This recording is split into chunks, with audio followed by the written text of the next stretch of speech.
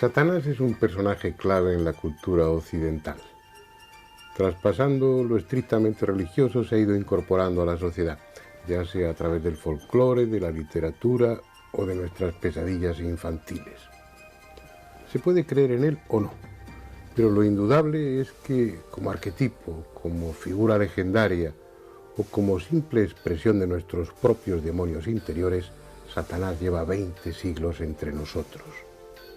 Sin embargo, hay aspectos de su figura que no están resueltos, o al menos que plantean dudas. Por ejemplo, su origen. ¿Cómo fue incorporando ese papel negativo dentro de la religión judeocristiana? ¿Por qué se mete en un mismo saco a Satanás, al diablo, a Lucifer y a los demonios? ¿Es real o es una invención de la Iglesia? Y sobre todo, ¿estamos siendo justos con él? Como en otras ocasiones anteriores, hemos preparado un documental. Y aunque ya no sea en forma de coloquio, también intervendrán diferentes expertos en el tema.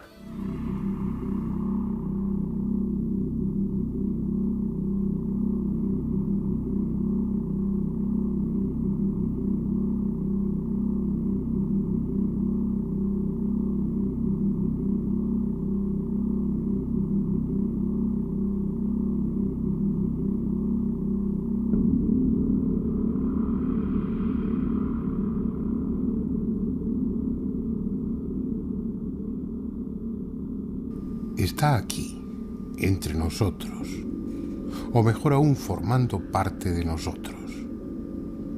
Odiado, temido, quizás secretamente admirado, Satanás es una figura fundamental en la cultura judeocristiana, tan importante como la de Jesús o la de Dios, porque no se puede creer en ellos sin creer también en él.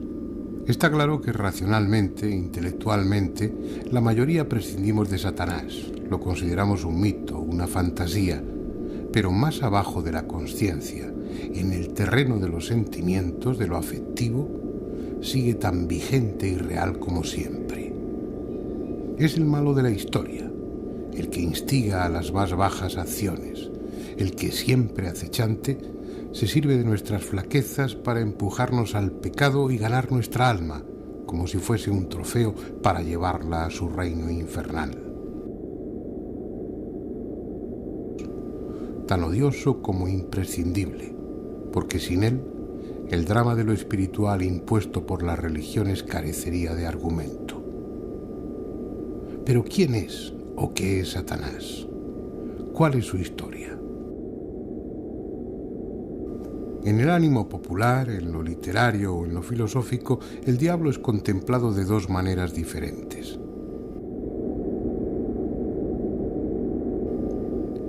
Una le representa con dignidad, como protagonista de una tragedia.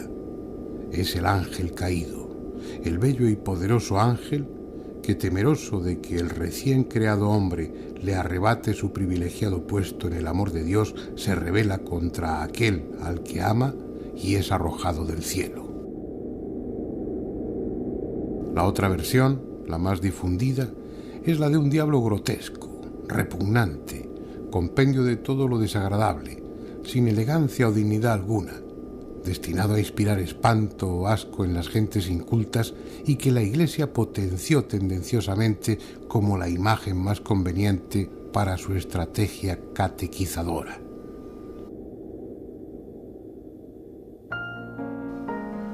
Pero ni una ni otra versión es cierta, al menos en sus raíces. Satán y demonio se identificaron, se confundieron en uno solo hace poco más de 2000 años. El concepto que el cristianismo tiene de ese personaje es exactamente el mismo que tenían los judíos en vida de Jesús. Pero antes, en sus orígenes, se trataba de figuras distintas, con funciones y características totalmente independientes. Vayamos primero con Satán. De entrada no es o no era un nombre propio. En la Biblia hebrea el término Satán se usa como genérico y equivale a enemigo, a adversario, aplicándolo indistintamente a hombres o a espíritus. Cuando aparece identificado ya como personaje concreto, Satán es un ángel cualquiera, un ángel más al servicio de Yahvé, en este caso con la función de fiscal, comprobando el grado de virtud o de entrega a Dios que tienen los hombres. Esa es su misión en el libro de Job. Yahvé presume de la rectitud y piedad de Job, a lo que Satán argumenta, no sin razón, que eso es fácil cuando a uno le va todo bien, pero que si llueven las desgracias, a lo mejor esa bondad se transforma en odio y Job termina renegando de Dios. Es Yahvé quien, aceptando como bueno el argumento de Satán, le ordena a éste que deje a Job en la ruina, que le proporcione una horrible enfermedad, que le deje sin familia. Si no fuera por lo que tiene de simbólico el pasaje, tanto Yahvé como Satán resultan bastante inhumanos. De hecho, el único que queda bien en esta historia es Job. Así pues, en los textos bíblicos antiguos, Satán no es el príncipe del mal ni actúa por cuenta propia, sino al servicio de Yahvé, como el resto de los ángeles. Luego, en textos más tardíos, se irá definiendo progresivamente como tentador, como instigador del hombre para que peque o se enfrente a Dios. Y ya que estamos tras la pista de la identidad del diablo, dejemos claro que el nombre de Lucifer, tan extendido, nada tiene que ver con nuestro personaje. Esa metáfora de ángel caído, el más bello de los ángeles, el lucero que se precipita al abismo, es pura fantasía de algunos autores cristianos. El error proviene de un texto de Isaías que dice así: ¿Cómo has caído de los cielos, lucero, hijo de la aurora? Has sido abatido a tierra, dominador de las naciones. Tú que habías dicho en tu corazón, al cielo voy a subir, por encima de las estrellas de Dios alzaré mi trono y me sentaré en el monte de la reunión. Subiré a las alturas de las nubes, me asemejaré al Altísimo. Ya, al Seol has sido precipitado, a lo más hondo del pozo. Isaías no se refería en ese breve poema a Satanás, sino a Nabucodonosor, el rey de Babilonia, cuya arrogancia había sido vencida por el poder de Yahvé, el Dios judío. Tenemos, por tanto, un Satán que es un ángel al servicio de Dios y encargado de las misiones más desagradables desde el punto de vista humano, como es ejecutar los castigos decididos por Yahvé o tentar al hombre para ponerle a prueba. De otro lado, un Lucifer que no es tal, solo una invención cristiana tardía. Nos quedan los demonios.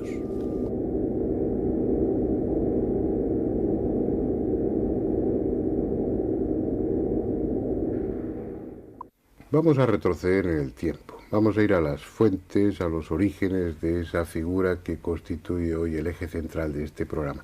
Y vamos a hacerlo con Antonio Piñero. Dentro de la cultura judeo-cristiana, Satanás es una figura importante, pero imagino que no es la única figura negativa o que cristaliza en ella el mal, sino que en otras religiones más antiguas o contemporáneas de la judía ha habido una figura similar con papeles parecidos y que probablemente hasta haya influido en la génesis del propio Satanás, ¿no? Sin duda alguna, si uno piensa, por ejemplo, en el libro casi fundacional del judaísmo, que es el Génesis, y donde aparece en el capítulo 3 la figura de esa serpiente, que todavía no es Satanás, y si casi todos los investigadores están de acuerdo en que todos esos mitos que recoge el libro del Génesis y que los hace judíos proceden de Babilonia y de ese, digamos, arco del Medio Oriente fértil, pues es evidente que en otras religiones existe también esa figura un poco misteriosa. Pero, por ejemplo, lo que sería interesante es saber, dentro de ese cristianismo primitivo, qué tipo de demonios, de espíritus malignos, de seres que luego después todos ellos iban a cristalizar, a confluir en la figura de Satanás, estaban ahí como un germen de lo diabólico, ¿no? Sí, yo diría que esa cristalización ha ocurrido antes. La cristalización de las diversas figuras de espíritus malignos, que son fundamentalmente tres, digamos, pues por ejemplo, los espíritus campestres malos, que van unidos también a los espíritus de los gigantes, capítulo 6 del Génesis, a los espíritus de ángeles caídos, a los espíritus acusadores o satanes. Todo eso va confluyendo y probablemente 100, 200 años antes del cristianismo, como era una, digamos, mentalidad muy compleja, el mismo pueblo lo va simplificando. De tal modo que, en mi opinión, cuando Jesús empieza a hablar que el reino de Dios es una pugna entre ese mandato de Dios que va a venir sobre la tierra y el mandato de Satanás que existe en ese momento, que se retira vencido, en ese momento en el que está hablando Jesús a las masas de Palestina de eso, ya ha habido una cristalización. Pero 200 o 300 años más tarde, siguen los cristianos creyendo fundamentalmente en una gran cortes de gente que están por aquí pululando, si no nos explica que fuera un cristiano el que editara el Testamento de Salomón, que es al fin y al cabo el Testamento de Salomón, es un tratado de demonios, en que te va diciendo las distintas clases que hay, con sus distintos efectos, y hay demonios de todas clases, como por ejemplo demonios femeninos, masculinos, demonios que se meten dentro de las mujeres y que le impiden sus funciones gestantes normales, demonios sin cabeza, porque resulta que son de un producto, digamos, que generan o que son generadores de una envidia tal que hasta han perdido la cabeza, y lo único que hay que saber es exactamente cómo se llama el demonio, conocer el nombre y la fórmula que hay que emplear para neutralizarlo. ¿Qué pasó con todos esos pequeños demonios, diablillos que estaban en la creencia popular de los primeros cristianos? ¿Los incorpora Satanás o a su imagen, a su figura, a sus capacidades, o se van diluyendo y se pierden sin más? No, yo creo que en el cristianismo primitivo y después hasta hoy se va a dar otro fenómeno de simplificación parecido al que habíamos antes hablado en el judaísmo en el siglo III, II antes de Cristo, y es que la gente necesita cuanto más sencillo mejor, ¿no? Y entonces el que pululen demonios sublunares, el que unos sean demonios más o menos buenos, el que unos se encarguen del espíritu, digamos, o la tendencia al mal en el hombre, pero sin ser especialmente malo, en que uno sean acusadores, pues eso es demasiado rollo y complicado para la gente, por decirlo así. Y entonces se centraliza en uno, y es Satanás y su cohorte. Y entonces realmente lo único que queda es la imagen de un Satanás, que es la incorporación actual de lo que es la serpiente antigua, que se metamorfosea, que esa es otra de las características que incorpora el último judaísmo.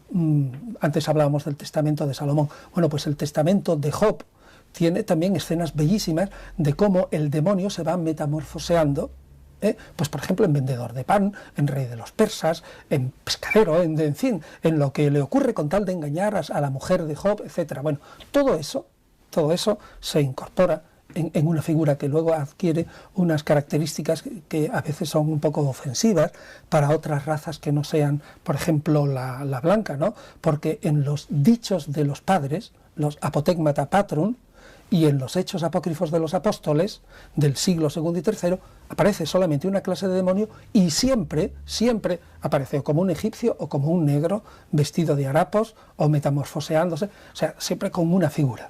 Y hasta el día de hoy en el que existe una sola clase de malvados, ¿no?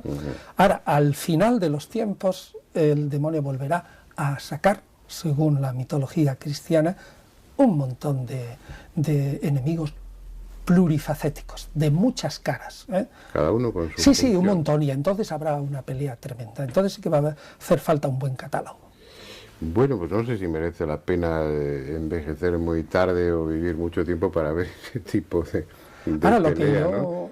Pero bueno, a veces puede ser entretenida. Sí, pero a veces deberían de reflexionar también un poco los cristianos, ¿no?, sobre la inconsecuencia que es suponer un Dios que es absolutamente todopoderoso, absolutamente todopoderoso, absolutamente justo y absolutamente bondadoso, y al mismo tiempo que permite la existencia de toda esta cohorte infernal que lo único que hace es fastidiarnos, pero con tomo y lomo, ¿no? Ese es un aspecto que a mí me gustaría, pues aprovechando que estás aquí, dejar claro, ¿no? Que así como el resto o la mayoría de las religiones tienen un concepto dualista y una figura del bien y una figura del mal y un enfrentamiento entre ambas, como tú acabas de decir, en la religión judeo-cristiana es un Dios omnipotente, creador de todo, responsable de todo, y sin embargo aparece una figura negativa que cada vez va adquiriendo mayor protagonismo y que en muchas situaciones, en muchos pasajes, pues se entra en una especie de incongruencia, como si realmente hubiera un pulso entre Dios, que es el creador de todo, incluido el diablo, y su propia criatura, ¿no? Claro, es que entonces debería de plantearse el dilema, o bien le falta un poquito a esa extrema bondad, puesto que permite voluntariamente, ya que lo controla, tanto fastidio, o bien no tendría la total omnipotencia, puesto que estos individuos campan por sus respetos de una manera autónoma, ¿no? Da la impresión de que la Iglesia actual está tratando de quitar hierro respecto a Satanás, al infierno, al purgatorio, a esos conceptos que a nivel popular han sido algo tremendo y ominoso. El Papa lo que dice simplemente es: entendamos el demonio como, digamos, de una manera abstracta y más como un estado, pero sigue existiendo, que esto es lo importante, y es a lo que íbamos antes. Por mucho que se interprete de una manera relativamente simbólica o metafórica, sigue existiendo esa fuerza mala, o el infierno como estado donde te vas a ver privado de Dios, también se ha dicho en el catecismo de alguna manera, ¿no? Y ese sufrimiento interno de verte privado de Dios, dicen, va a ser más terrible que cualquier fuego, tortura, arrojamiento, desgarramiento de carnes, etcétera, etcétera, etcétera. Sin embargo, sigue manteniéndose la aporía, es decir, la dificultad, el problema fundamental que tú y yo apuntábamos hace un momento. Sea Estado o no sea, sigue existiendo. ¿Y cómo pueden existir, por una parte, con ese Dios justo y bondadoso, esa otra fuerza que contrarresta y que pugna contra ello, o un estado de una condenación eterna para muchos individuos que al fin y al cabo no se han opuesto a ese creador de una manera tan radical, ¿no? Esa es mi opinión. Bueno. Es decir, que el Papa no niega, pero que simplemente lo acomoda un poco al espíritu un poco más moderno.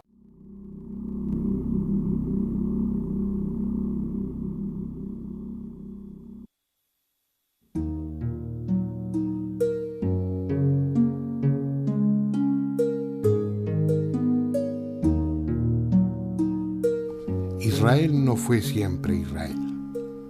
Antes de los hebreos estaban los cananeos. De ellos incorporaron muchas creencias, como de los indoarios, de los egipcios y de los griegos, de quienes procede precisamente el término demon o daimonion. En tiempos antiguos, los judíos creían en la existencia de seres maléficos, de espíritus con diferentes formas que habitaban sobre todo en el desierto.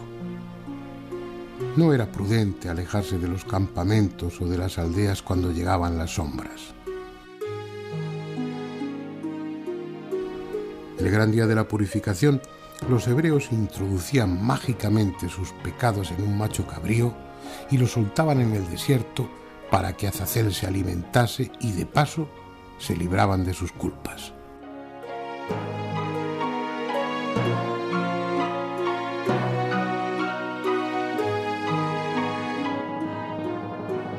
En definitiva, seres de grandes poderes, aliados de la noche y de los animales nocturnos, destinados a atormentar, engañar y pervertir al hombre. No son servidores de Dios, pero Él permite su existencia. También en esa categoría de demonios estaban los espíritus de los muertos o los dioses que adoraban el resto de los pueblos, los gentiles. En textos más tardíos aparece ya un demonio judío como tal, Asmodeo, con el que se enfrenta Tobías y le vence gracias a la oración y a la penitencia. Y finalmente, en esa evolución de una imagen del mal, concretamente en el libro de la sabiduría, se identifica a Satán con la serpiente del paraíso, considerándole el oponente de Dios y el introductor del mal y de la muerte en el mundo, con lo que así se descargaba Yahvé de esa responsabilidad. Los judíos distribuyen, por decirlo de alguna manera, el alma humana en 5 partes. Y la parte más baja es Nefesh. Y Nefesh tiene las mismas cifras que Nahash, la serpiente del paraíso. Y es curioso porque esto nos da a entender que este es un elemento que llevamos todos dentro. O sea, tenemos algo de esa serpiente del paraíso, puesto que tenemos los mismos componentes numéricos.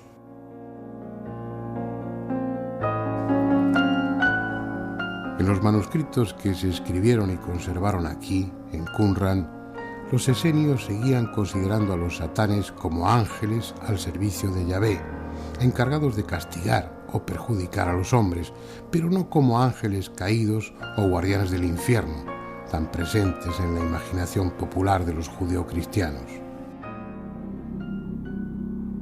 Una actitud que ha perdurado y resulta extensible a la mayoría de las religiones, o lo que es lo mismo, de las iglesias que las representan. Las enseñanzas y normas dictadas presuntamente por los dioses en un momento histórico concreto y para una sociedad determinada requieren una fidelidad absoluta para mantenerse. Sin embargo, superadas las circunstancias sociales y políticas en que esas religiones surgieron, la mayoría de sus normas, sobre todo las que tienen que ver con costumbre y forma de vida, se van quedando desfasadas, obsoletas, y con no poca frecuencia se transforman en grotescas. Cualquier cambio venido desde fuera, cualquier avance técnico, cualquier idea nueva, son mirados con desconfianza o rechazados violentamente. Y es así porque la transformación social, el desarrollo de la ciencia y todo aquello que contribuya a expandir el conocimiento o a liberalizar los hábitos tradicionales, arrincona a las normas y dogmas en que se fundamentan las religiones. Las acaba mostrando como algo anacrónico, basado en principios racionalmente insostenibles. Que en su tiempo esos avances fuesen considerados diabólicos es comprensible. Por muy divina que fuese su inspiración, las iglesias son instituciones humanas y como tales se han enfrentado por todos los medios a cualquier influencia que pusiera en riesgo su poder. Un poder sustentado básicamente en la obediencia ciega de los fieles, ya sea por convicción o por miedo al castigo. Fuesen reales, simple leyenda o alienígenas desertores, los ángeles vigilantes del primer cielo aportaron técnica, conocimiento y costumbres nuevas. Por tanto, iban contra lo establecido. Su influencia era buena para el hombre, pero mala para la religión. Así que no debe extrañar que en su libro Enoc los mande al abismo subterráneo, al infierno, donde estarán hasta el día del gran juicio.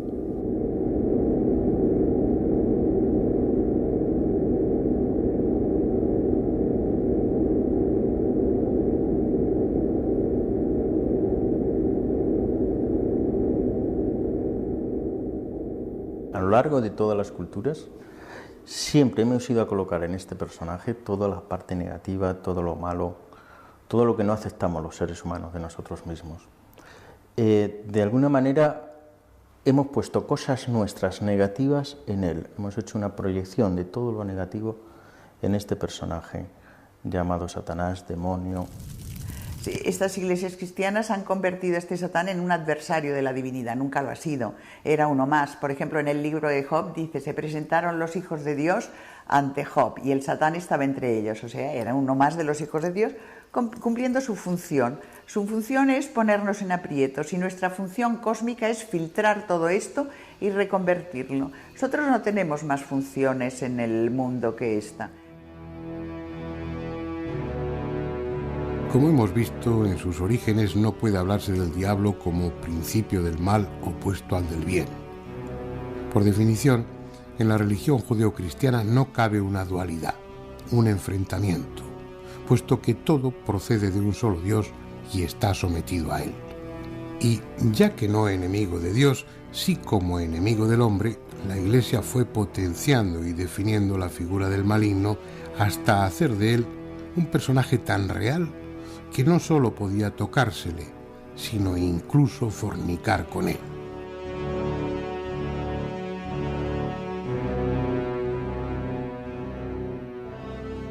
La sombra, nuestro demonio interno, no tiene por qué ser negativo en la medida en que lo reconozcamos y lo sepamos interpretar. Si lo miramos de frente, si lo analizamos, si lo vivimos y si lo superamos, se abren nuevos campos y nuevas expectativas.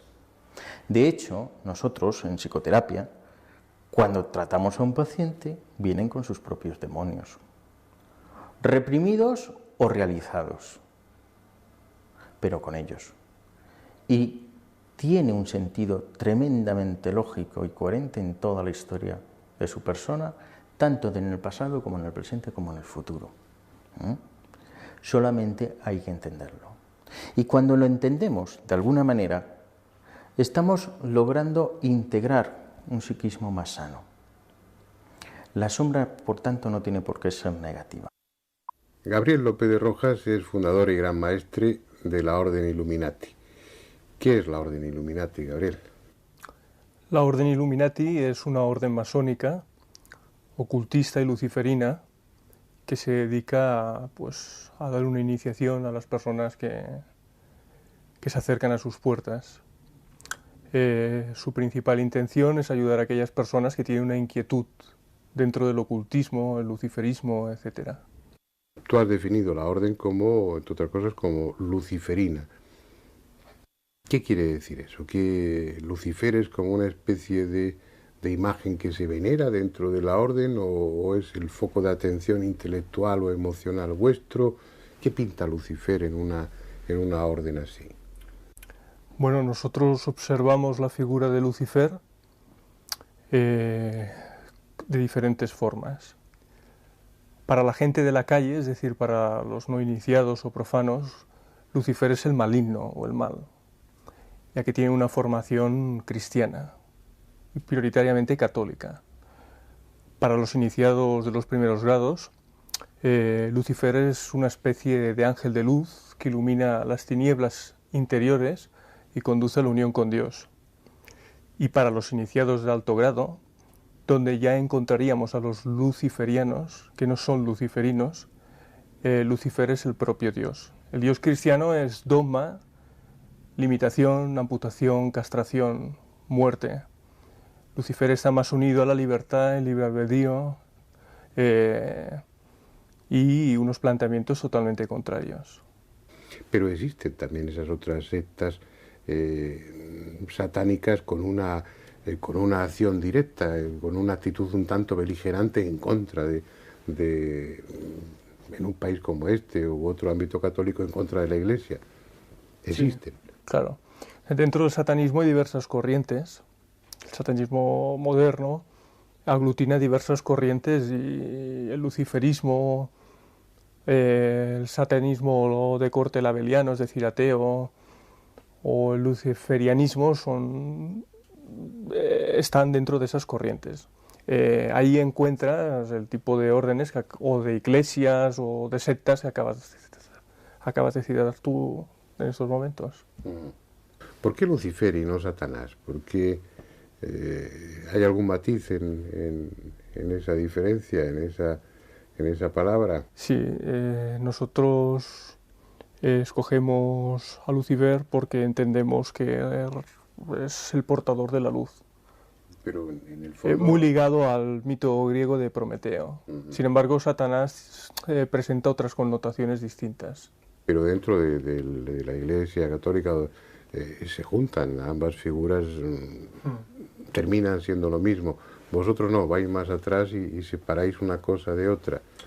Bueno, nosotros creemos que el ángel de luz que he citado antes aparece en la historia con diferentes expresiones. Aparece en la historia como el Set egipcio, el Satanás hebreo, el macho cabrío de las brujas medievales, el Baphomet de los templarios, el dios actual de los yezidís, etc. Y dentro de eso nosotros también pensamos que esas expresiones son algo distintas. Partiendo de ahí nos quedamos con la expresión de Lucifer prioritariamente, porque consideramos que es la más iniciática y necesaria de cara a nuestros fines filosóficos. Es decir, estaríais, para entendernos, estaríais más cerca del ocultismo, más cerca de una filosofía de tipo ocultista, esotérica, que más cerca de una iglesia en contraposición a la iglesia establecida. Exacto, por eso cuando hemos iniciado la conversación yo he definido a la orden como masónica, ocultista y luciferina. Utilizas el término de masonería en muchas ocasiones. Supongo que hay rituales como los hay en la masonería que tienen un ropaje que, sí, por supuesto simbólico, pero que es más o menos espectacular o incluso dramático, ¿no? Bueno, si el iniciado tiene que morir de una manera para nacer a otra nueva forma de vida o de planteamiento, pues todo eso para un espectador no conocedor pues tendría unos tintes muy dramáticos. ¿Hay ese tipo de ritual o ceremonia en vosotros? Sí, eso está presente. Nosotros utilizamos mandil masónico, guantes blancos y todo tipo de simbología de albañilería presente en una logia masónica, como puede ser un compás de una escuadra, el mosaico de ajedrez o tipo ajedrez, el triángulo y el ojo, es decir, el delta, etcétera. Dentro de esa orden hay un compromiso, supongo que como lo hay en cualquier grupo. Ese compromiso resta libertad al individuo, es decir, si se quiere marchar se puede marchar libremente o eso trae consecuencias. No, la entrada y salida de la orden pertenece a la conciencia de cada uno. Si uno cree que si uno cree que debe marcharse, pues puede marcharse, nadie le prohíbe la salida. Lo único que se pide es un poco de respeto a las enseñanzas y un mínimo de cuidado con todos aquellos papeles que tienen relación con la orden, ya que estamos en un país algo problemático en estas cuestiones, ¿no? Da la impresión de que, en contra de la imagen que uno puede tener inicialmente, lo que estás planteando es la figura, o lo que planteáis dentro de vuestro grupo, dentro de Illuminati, es Lucifer no como una figura negativa, no como en el antiromorfo, la imagen especular del Dios católico, sino como una imagen del bien, o que tiende hacia el bien. Al principio de la entrevista he explicado que la figura de Lucifer, tal como se va ascendiendo de grado, llega incluso a ser el propio Dios. Y bueno, nosotros estamos en eso. Nosotros consideramos mucho más maligno al Dios de los cristianos que a Lucifer. Y también, para que la gente pueda comprobarlo, solo tiene que repasar las grandes atrocidades que se han cometido bajo el símbolo de la cruz. Hay que repasar casos tan flagrantes y conocidos como los templarios, las brujas, los judíos de la Edad Media, etc. A nosotros nos sitúan en lo malo, cuando ellos realmente tienen las manos mucho más manchadas de sangre que nosotros, que nuestra orden o sitios similares, ¿no? La orden Illuminati, que venía de Baviera, por lo que he leído en trabajos vuestros, pues en el siglo XVIII tiene que adquirir un carácter secreto porque se prohíbe o se persigue de alguna manera. ¿Aquí os pasa eso? ¿Podéis desempeñar libremente o públicamente vuestra actividad, o hay en una sociedad como esta, donde la Iglesia ha tenido y tiene una enorme presencia social, os sentís perseguidos, acosados o proscritos de alguna forma? Sí. ¿Cómo? Pues han ocurrido ciertas cosas que prueban que hay sectores que no nos ven bien, tanto a nosotros como a órdenes similares. ¿Y crees que la información que se da a nivel periodístico, a nivel de otros medios de comunicación, es veraz o es tendenciosa? Es totalmente tendenciosa. En muchos casos es totalmente tendenciosa. Y eso nos hace un daño terrible, porque a las personas se las puede mover hacia un lado o a otro muy fácilmente con la fuerza que tienen los medios de comunicación. Yo creo que eso es un gran peligro y considero que los periodistas que juegan con esto son unos auténticos irresponsables.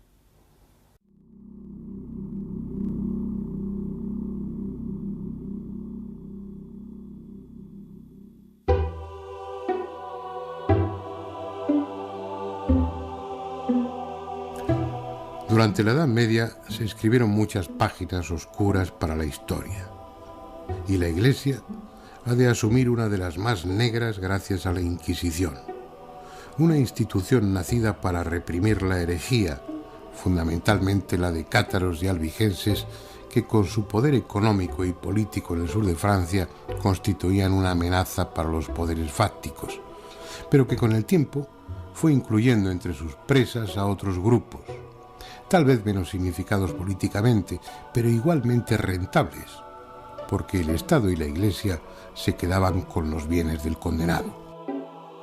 Así, hacia el siglo XIV comenzó la persecución contra todas las formas de hechicería y brujería, porque ¿acaso hay herejía mayor que la de estar en tratos con el diablo? ¿Y qué diablo? El fanatismo de los frailes inquisidores y la fantasía popular diseñaron un modelo de Satanás tan repugnante como absurdo.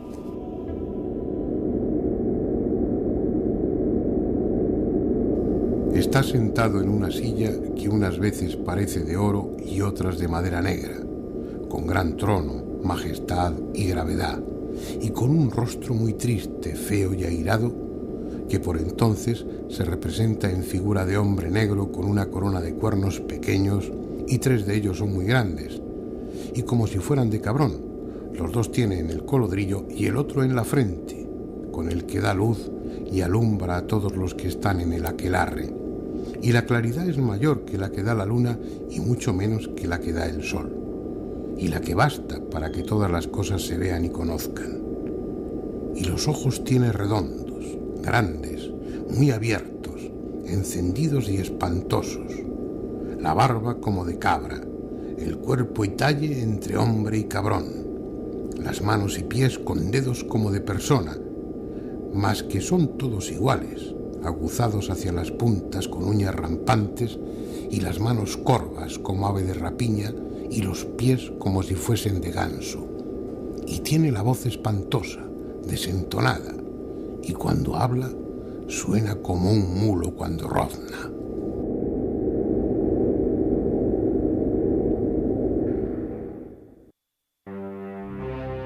Esta descripción del diablo que presidía los aquelarres es una más, y no de las peores, que los inquisidores del impropiamente llamado Santo Oficio recogieron en sus interrogatorios. Procede de las actas del auto de fe celebrado en Logroño en 1610. En noviembre de ese año, las calles de la ciudad se llenaron de gentes venidas de toda la comarca y de las provincias vecinas. Estaban allí para asistir a un espectáculo tan solemne y dramático como pueda imaginarse.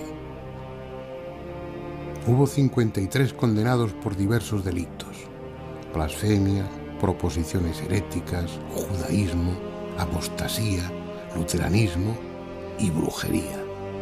Todos ellos formaron parte de un impresionante cortejo en el que, junto a comisarios y notarios del Santo Oficio, vestidos con sus mejores galas, iban religiosos de las órdenes de Santo Domingo, San Francisco, la Merced, la Santísima Trinidad y la Compañía de Jesús, así como otros muchos de distintos monasterios de la región. Para los 53 condenados hubo penas: azotes, destierro, galeras, cárcel. Pero los que más interés despertaban en el gentío eran 6 de ellos, que por sus prácticas de brujería y otros horrendos crímenes en connivencia con el diablo iban a ser quemados vivos en la hoguera.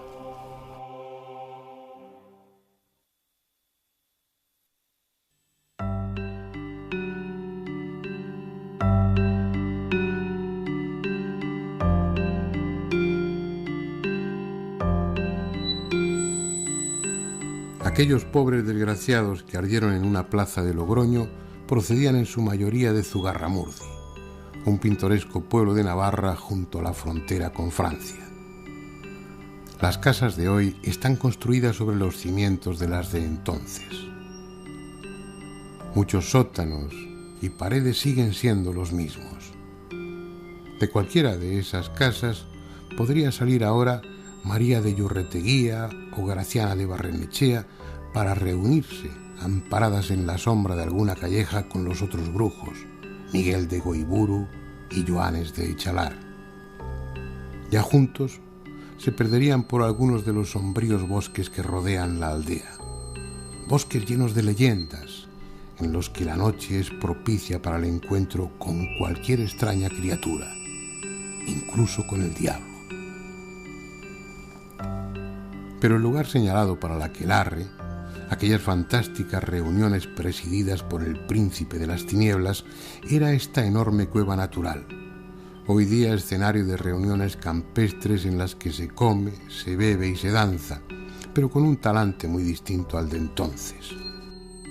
Si hemos de dar crédito a lo que en las actas de la Inquisición consta como declaraciones de aquellos acusados, en la cueva y en el prado que hay junto a ella, el prado de Berrosco Berro o prado del Cabrón, el diablo, bajo la forma de macho cabrío, recibía las atenciones de brujos y brujas, marcaba su señal a los novicios, juzgaba los méritos de unos y de otros, mostrando más placer cuanto más grandes eran los crímenes cometidos, y luego participaba en el banquete, consistente, claro está, en cadáveres putrefactos, y finalizado este, en la orgía sexual que culminaba el aquelarre y en la que fornicaban indiscriminadamente los unos con las otras y con los otros, y el diablo con todos.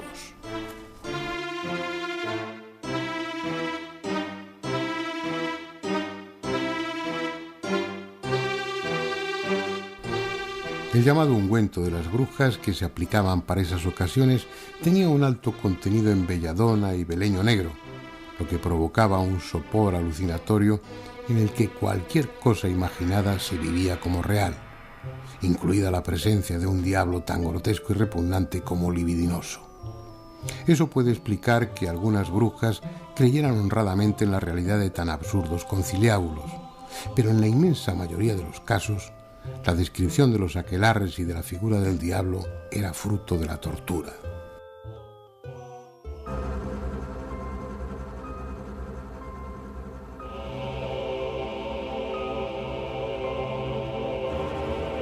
Los frailes inquisidores no buscaban la verdad, ya la sabían, y hasta que la confesión no se ajustaba a lo previsto, no cesaban en el tormento.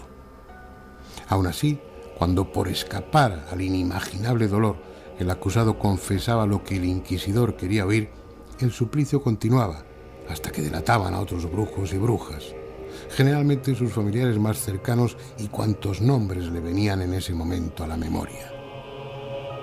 No hay tiempo, ni tampoco deseo por mi parte de describir el grado de sadismo al que llegaron los miembros del Santo Oficio en Europa. Cualquier cosa, por inhumana y bestial que el espectador pueda imaginar, se llevó a cabo. Dentro del cristianismo, todo lo que no era cristiano, según qué autores y en qué momentos y qué partes y tal, se les demonizaba. Es decir, en la Edad Media estaban demonizados los judíos, los herejes, los paganos, todos los que no eran cristianos. Por lo tanto, proyectábamos nuestra propia sombra sobre los que no eran con nosotros, dirían los cristianos, y eso era muy malo y había que matarlos a todos, evidentemente. Eso es lo que ha pasado y así nos va. Es decir, de alguna manera el yo de la personalidad no consigue controlar esos dos aspectos. Y cuando eso ocurre, estamos ante un problema psíquico. Y cuando estamos ante un problema psíquico, estamos ante una enfermedad psíquica. No hay que correr mucho en la historia para ver cómo definíamos antiguamente a los enfermos mentales, endemoniados. Casi ha sido de este siglo para acá que no les llamamos endemoniados, que hay una tipología de las enfermedades mentales, pero antes eran endemoniados. Ese es un aspecto del tema que merece considerarse. Más allá del progreso técnico, de los avances sociales, de los adelantos científicos, el hombre no ha evolucionado en cuanto se refiere a maldad, intolerancia o sadismo hacia los otros hombres. Es una sórdida faceta de la naturaleza humana que se mantiene en los mismos términos que hace miles de años. Ahora, en esta etapa histórica, se sigue torturando, mutilando y matando con la misma estremecedora crueldad que en la Edad Media, y amparándose en las mismas razones: religión, patria, tradición, principios que en manos de unos resultan respetables y en manos de otros son pura basura. en el fondo constituyen solo un pretexto para que los viles den rienda suelta a su vileza. La cuestión es si ese principio de maldad forma parte de la psicología humana o es privativo de unos cuantos, o si ese Satán en el que proyectamos nuestra maldad lo llevamos todos dentro y unos lo controlan en tanto que otros lo dejan suelto. Los nazis ponían la excusa de que había que acabar con los judíos porque ellos estaban dominando el mundo, porque ellos tenían el poder económico. La sombra de ellos, lo que no se reconocían en ellos, es que eran ellos los que realmente querían controlar el mundo. Y realmente casi lo consiguen, ¿no?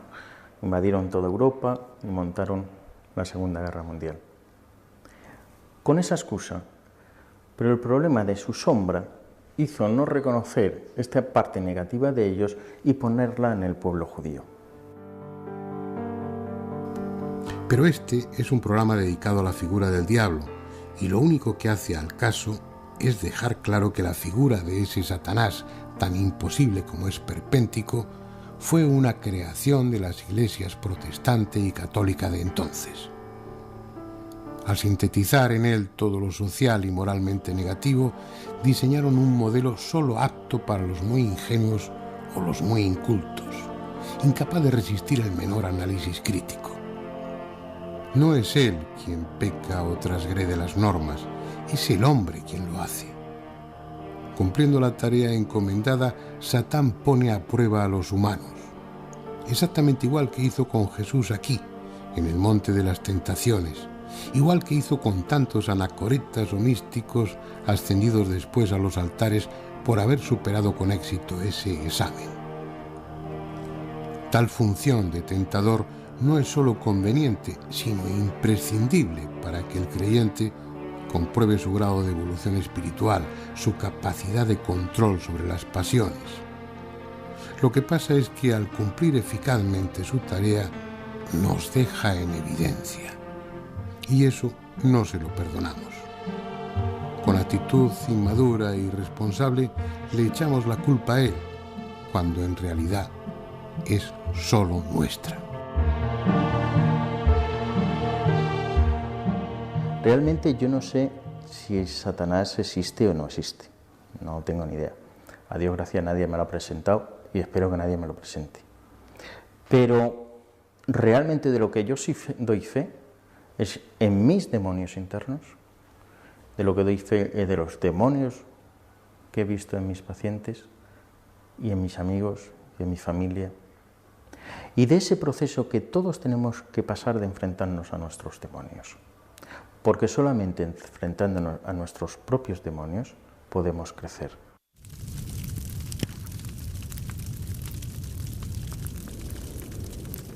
Por hoy nuestro tiempo ha terminado. Dejemos pues a Satanás y yo les emplazo para la próxima semana, en el que volveremos a reunirnos en la otra realidad con un tema que espero que sea también de su interés. Hasta entonces.